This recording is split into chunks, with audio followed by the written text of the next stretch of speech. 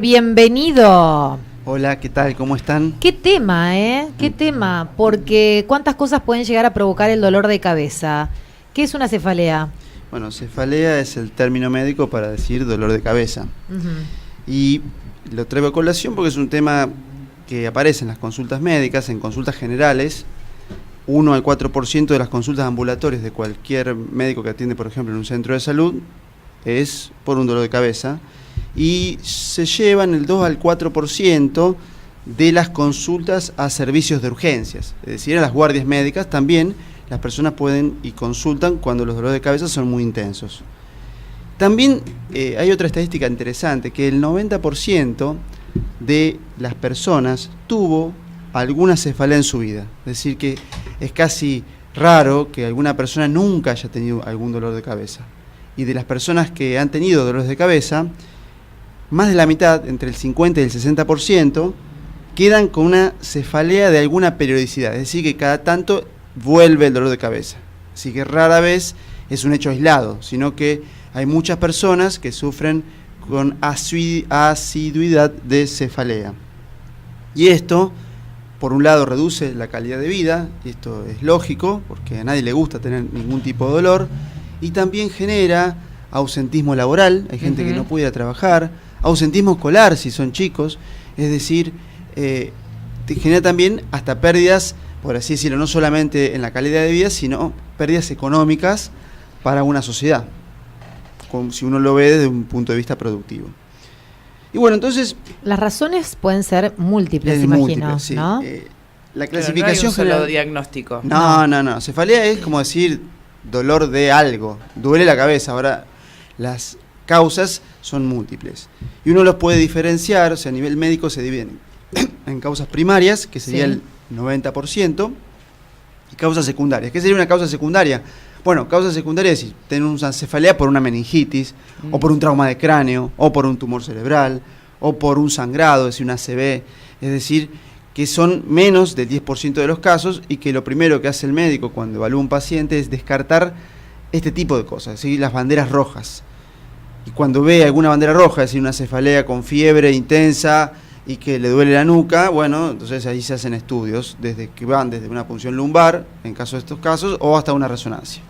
Pero en la mayoría de los casos, por suerte, para las personas, esto no es así. En la mayoría de los casos las cefaleas son lo que se llama causas primarias, que no son de alguna forma graves ni atentan contra la vida del paciente y que tienen algún tratamiento. Estas son, si uno los considera, por un lado la migraña, que sería el 10%, y la cefalea tensional. A veces cuando uno se acuesta aparecen precisamente en la nocturnidad, esa migraña. No, eso depende. Generalmente la que aparece más al acostarse y durante la noche es la cefalea tensional. Tensional, sí. Eso tiene más que ver con toda la cuestión de atrás. Por eso, la mayor parte de los casos, las cefaleas son tensionales. En segundo término está la migraña, ahora vamos a ver cuáles son las diferencias, y después hay otro tipo, que no voy a hablar de eso, pero por si alguien lo tiene, son las cefaleas trigémino-vasculares, donde el prototipo es la cefalea de Horton, que se ve más que nada en hombres, muy intensa, pero no es frecuente. ¿Qué sería la cefalea tensional? Bueno, la cefalea tensional es la que aparece generalmente en forma vespertina, es decir, más que nada por la tarde, luego de un día de gran estrés, generalmente así ocurre, y es un dolor de mediana intensidad, es decir, no le impide a la persona hacer sus actividades habituales. Tal vez no lo lleva a la cama, pero le duele en forma permanente y le duele toda la cabeza, y como si le estuviesen apretando la cabeza con algo. Es decir, como si una cincha le apretara la cabeza, un dolor de tipo opresivo que se llama. Después la otra cefalea más conocida es la migraña o jaqueca. Jaqueca no es igual a cefalea. Jaqueca o migraña es un tipo de cefalea en el cual el dolor es más de un lado que del otro, y es un dolor tipo pulsátil, es decir, que la gente siente como que le late. Y es muy intenso. Va de moderada a gran intensidad, por lo cual la persona que sufre de jaquecas o migrañas muchas veces tiene que dejar de trabajar y se tiene que acostar, apagar la luz y que nadie le hable, le molesta el sonido, le molesta la luz, y muchas veces tienen, a veces sí, a veces no, lo que se llama aura, que es como que la persona tiene una sensación que puede ser como una sensación visual que se llama escotoma o escotoma centellante, es decir, sienten una sensación extraña. Que la cabeza te late. Me va a venir el dolor, y le viene. Y la cabeza le empieza a latir y se tiene que acostar y no le hables y que se les pase. Y eso, aparte, a veces hay gente que le dura hasta 72 horas. O sea, hay gente que le dura 4 horas, 5 horas, un día, y hay gente que le dura 72 horas, y a veces tiene incluso que ir a las guardias médicas para que le hagan algún analgésico. Eso sería la migraña. ¿Cómo se calma? ¿Con qué analgésico se puede calmar la migraña, doctor? Hay distintos, para la migraña hay distintos analgésicos. ¿Por ejemplo? Por ejemplo, los que tienen ergotamina.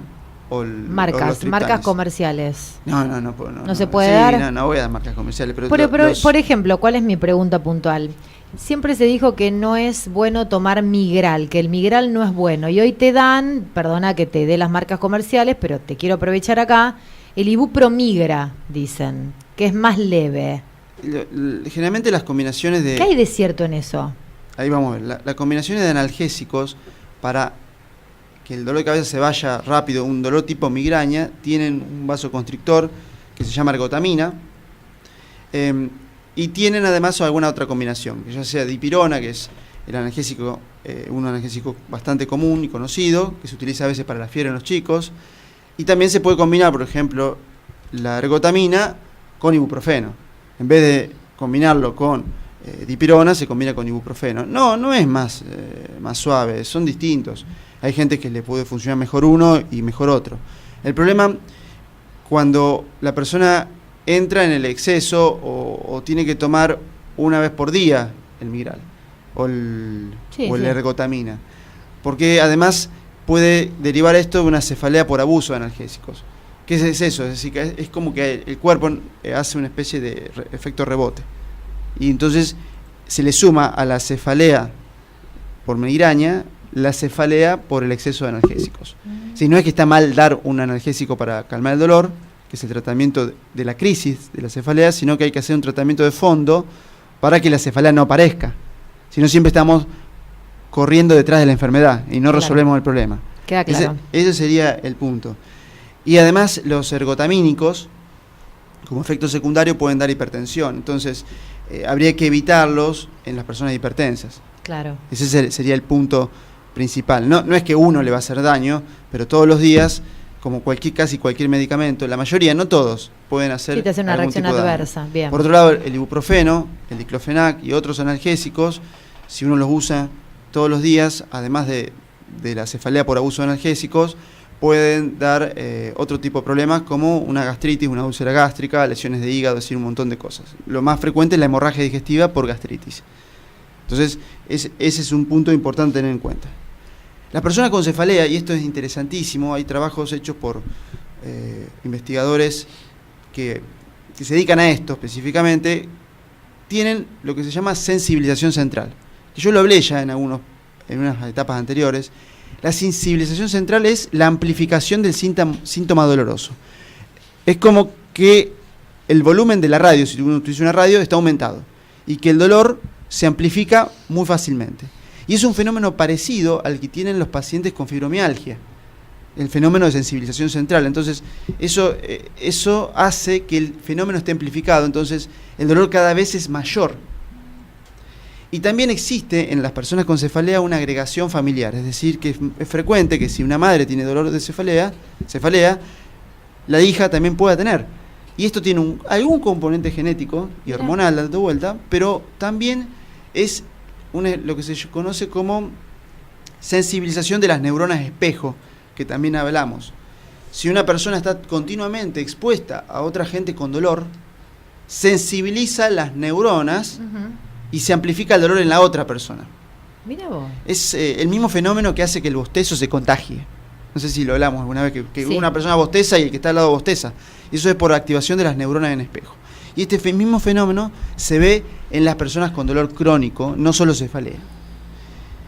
¿Qué hacer con un paciente con cefalea o con cefalea tensional? Bueno, primero, están las partes farmacológicas que algo hablábamos recién, que se puede dar algo para el alivio del momento, y eso la persona tiene que saber qué tomar.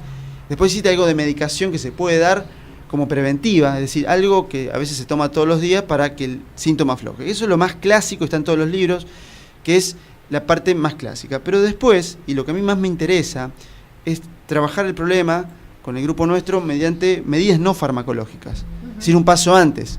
Cuando uno da un analgésico, ya sea preventivo o para aliviar el dolor en el momento, uno ya está de alguna forma llegando tarde y no está resolviendo el problema. ¿Cuáles son las medidas no farmacológicas? Bueno, existen ciertos alimentos que las personas saben que le hacen dolor de cabeza. Ejemplo, hay gente que el chocolate le despierta un dolor de cabeza. No me digas. Hay gente que sí, gente que no. Entonces uno dentro de la anamnesis le pregunta, y si la persona hay cierto alimento que le genera la respuesta dolorosa, bueno, lo tiene que evitar.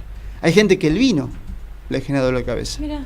A lo mejor no la cerveza, pero el vino sí, y eso es por los taninos y otros compuestos. Entonces, bueno, la persona ya lo sabe. Entonces, bueno, evitación de situaciones o de alimentos que generan dolor de cabeza. Incluso hay ciertos olores que la persona le despiertan el dolor de cabeza, que son como gatillantes. Después también existe un autor que se llama Perlmutter, de apellido, es un científico que habla de la alimentación. Ejemplo, las personas con sobrepeso y con lo que se llama síndrome metabólico suelen tener amplificado la sintomatología dolorosa. Y no es raro de ver que personas cuando tienen ese sobrepeso y la cefalea, al bajar unos kilos, a lo mejor pocos kilos, el dolor de cabeza se desaparece o incluso reduce bastante. Eso tiene que ver con la inflamación del síndrome metabólico. Entonces, la parte alimentaria a nivel global siempre tiene que ver. Siempre, yo lo digo siempre, eso tiene que ver en casi todos los pacientes. Y también algo que se está viendo mucho es el tratamiento del componente muscular del dolor de cabeza, que eso tampoco muchas veces no se presta atención.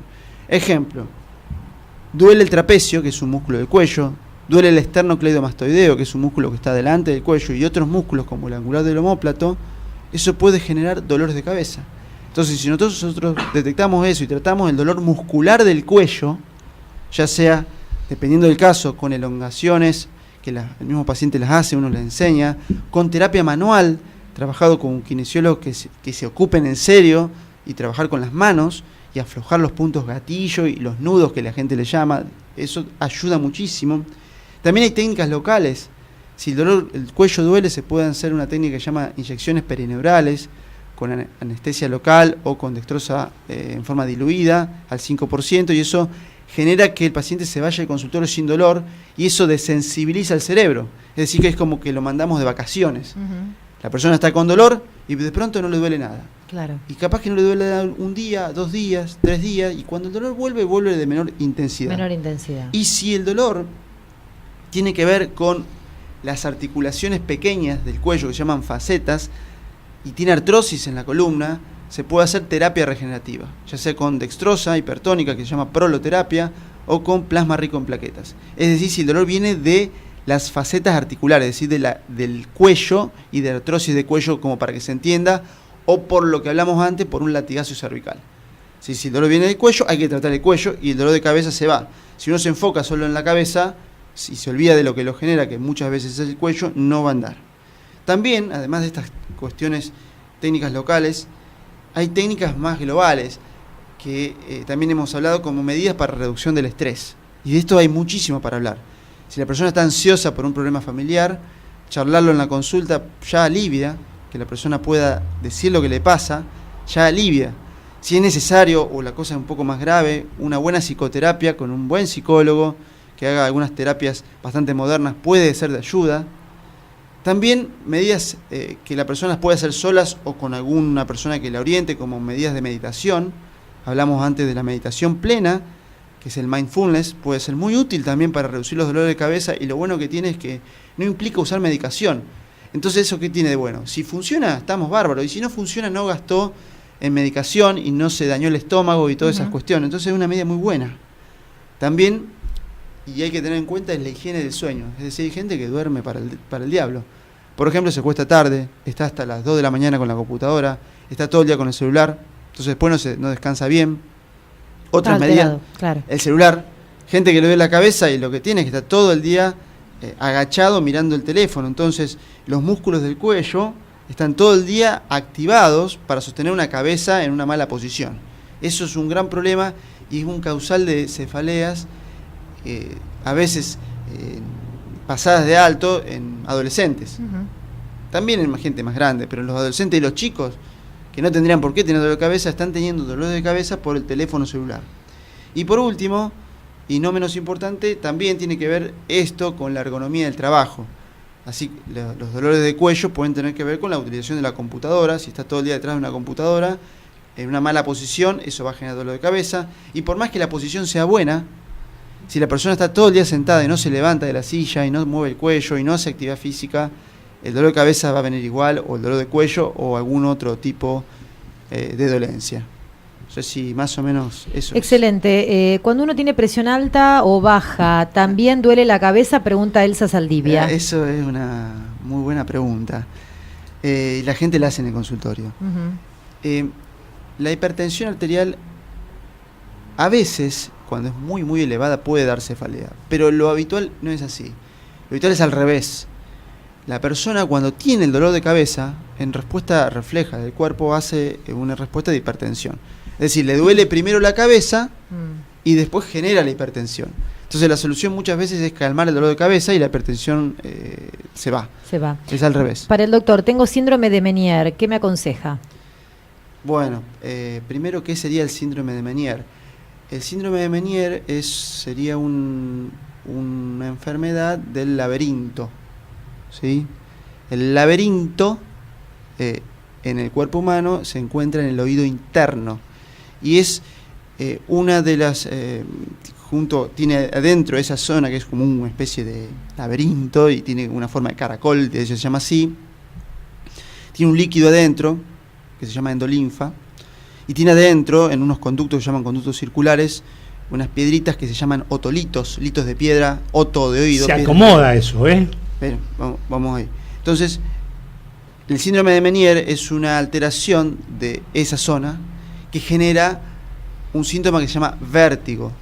El vértigo es que a la persona le giran las cosas y genera, cuando es realmente un Meniere, además del vértigo, náuseas y vómitos, es decir, una cosa bastante molesta. Para el síndrome de Meniere existe una medicación específica que se puede utilizar cuando es Meniere puro y con eso generalmente anda bien.